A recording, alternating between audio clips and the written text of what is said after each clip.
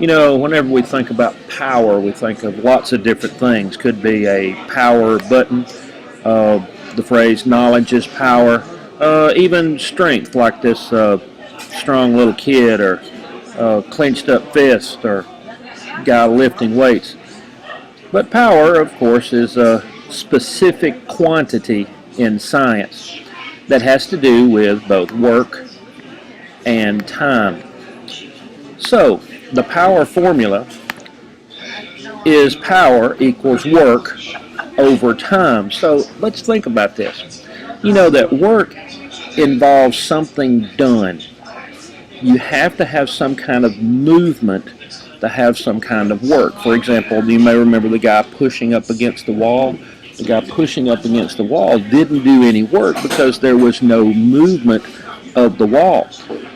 So power involves actually having motion, which is work, and the amount of time it takes. Let's take a look at these swimmers down here. All of these swimmers are doing basically the same amount of work. They're going from one place to the next. And the one that does it in the least amount of time is the one that will actually have the most power done. So it's similar to your concept of power of strength, because you do have to utilize your power in order to get things completed in a certain amount of time. Power is going to be in joules per second. You may remember that work is in joules and time is in seconds. Now, on occasion, you'll have a formula that looks like this: power equals force times distance over time. You may remember that work is force times distance. So if you are given the force and the distance and the time, you should be able to figure out the power. Now, of course, everything we have studied seems like it has a whole different unit. And sure enough, when you calculate power, you calculate it in watts. Joules per second equals watts. So let's look down here and see what our problem will be.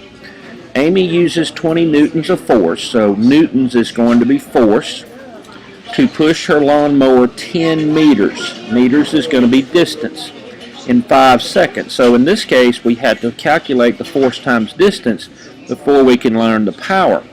Okay, so that means power equals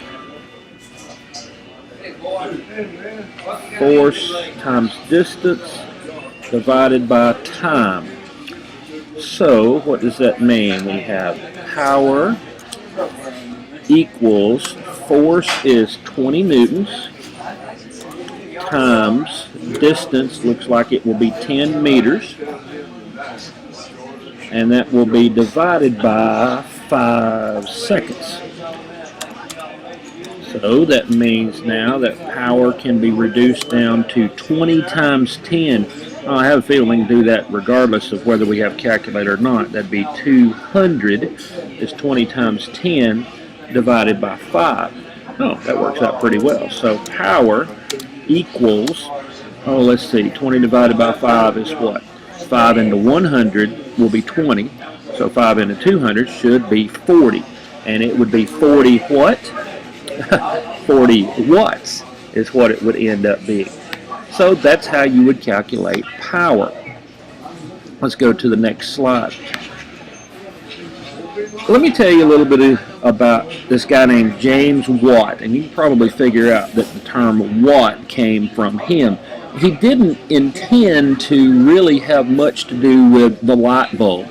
As you probably know, that's kind of why where we hear the term watt a lot is light bulb. For example, this is a 150 watt light bulb. But no, he was not really an electrician. What James Watt did was to make a better steam engine. Now, he didn't invent the steam engine. The steam engine was even decades, centuries in the making back in the 1800s, but he invented what looked like this. This was his steam engine.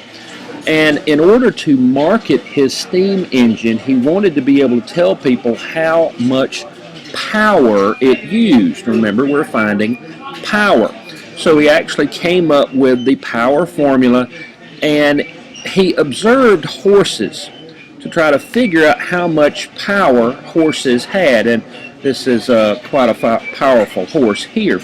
But he observed horses and took some calculations, and he came up with the term horsepower.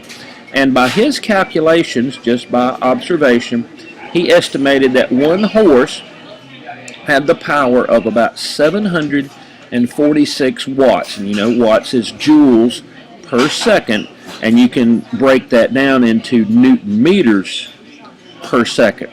So that's where he got it. He was calculating the newtons, and then he was able to calculate the meters, and then he had over a certain amount of time.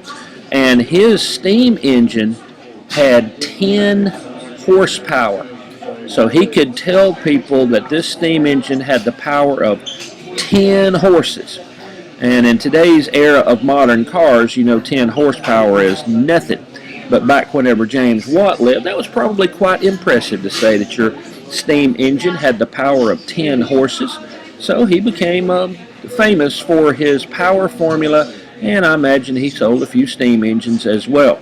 Now let's talk a little bit about the light bulb wattage. By saying 150 watts, here's what that means. A 150 watt light bulb requires 150 joules of energy every second to shine its rated brightness. Whenever somebody buys a 150 watt light bulb, they're expecting it to be pretty bright. That's pretty bright as far as light bulbs go.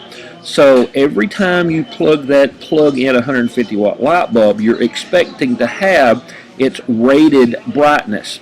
So the filaments inside the bulb are going to allow 150 watts to go through, and that will, well, let me turn that again, 150 joules of energy to go through every second, and that's what it turns out to be with watts.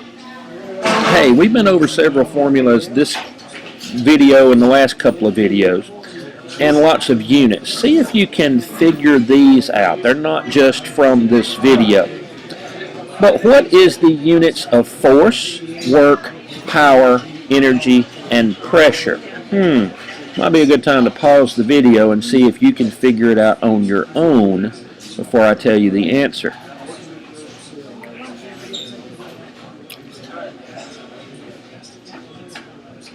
Okay, let me tell you some answers here.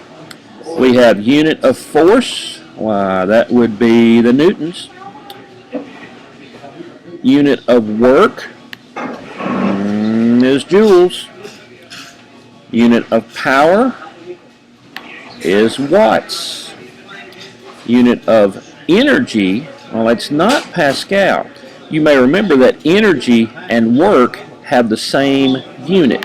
They are both in joules. The unit of pressure would be Pascal. If you didn't do well, maybe you'll do well by the next time you see it in